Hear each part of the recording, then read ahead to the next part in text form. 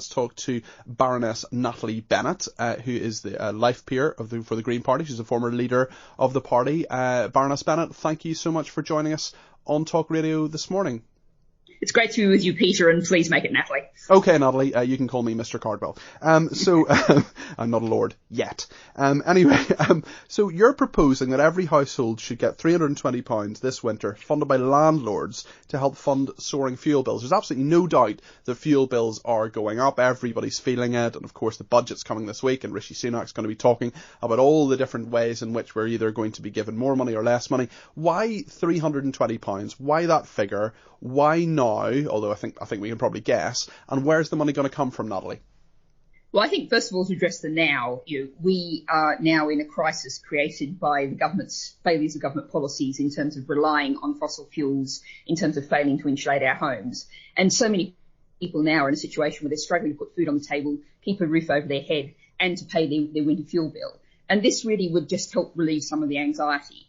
In terms of the level, well, what it is, it's about a quarter of the average fuel bill over a year. So it just lifts that pressure off over this winter period.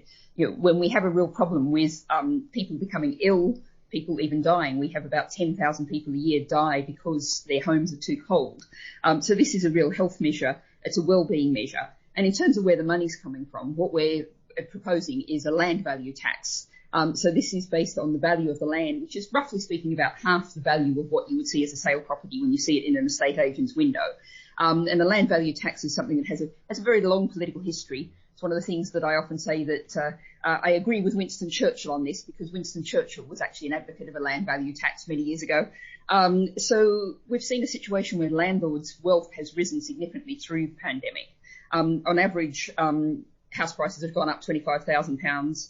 That means in total, landlords value £125 billion. Their value has gone up. It's a redistributive, a fair arrangement from people who, it's fair that they pay given they've made so much profit over so many years. But that's a profit that hasn't actually been made. I mean, if you own a property and you can sell it for £300,000 before the pandemic, and now you can sell it for £325,000. You don't have, you of course have that wealth, but you don't have it unless you sell it. So you're effectively penalising people for something that's not their fault, is the wrong word, but an effect that has nothing to do with it.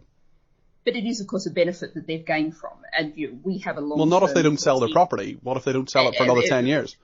But we have a long-term policy as the Green Party that we need to move to a very different kind of situation whereby we've been treating for decades housing primarily as a financial asset, and what we should be doing is treating housing as a secure, affordable place to live. The current heavily marketised system is not what we want to see, but it is what we have now, and we have a situation. And it's worth saying also that if we think about say a landlord.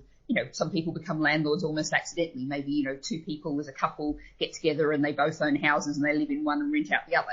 In that case, that couple, they will get the payment themselves. This is a universal payment. But hold on, if they very much believes in universal payments. But so Natalie, the money's they get some of it back. Okay. But the big landlords who own lots of properties, of course, they're the ones who are paying more. But it's not going to. I mean, that doesn't quite work, does it? If you're a couple, for example, get together, you both own your properties, you live in one, you rent out the other. I mean, the tax is going to be more than £320. It is. The tax will, on average, be. So you're still being penalised.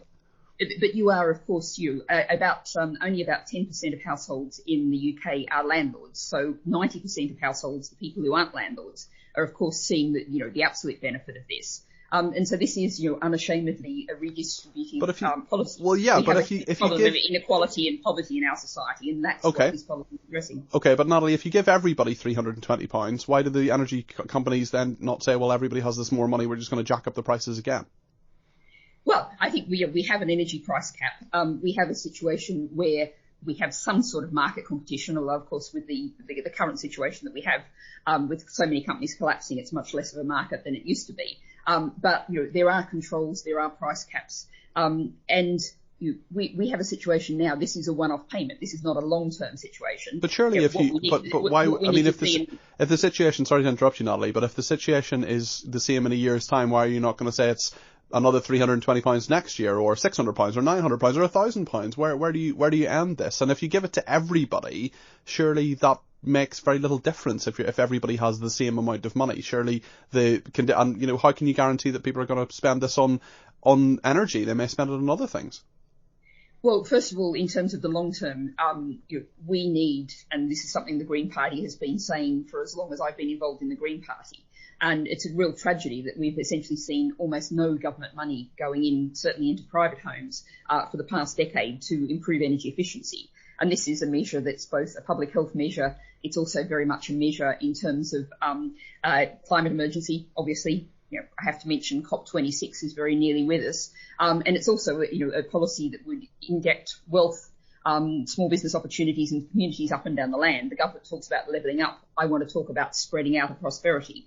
So what we have to do is immediately see the government, as it's singularly failed to do in its heat and building strategy, is really invest and put government money. They're talking a lot about ground source and air source heat pumps, but they're failing to do the fabric first. That's actually in the first couple of paragraphs of the heat and building strategy, but they're actually failing to deliver on that. So, the long-term solution is not to keep having to heat our homes and the heat immediately escaping out of those buildings. The answer is to have warm, comfortable, affordable heat homes to everyone.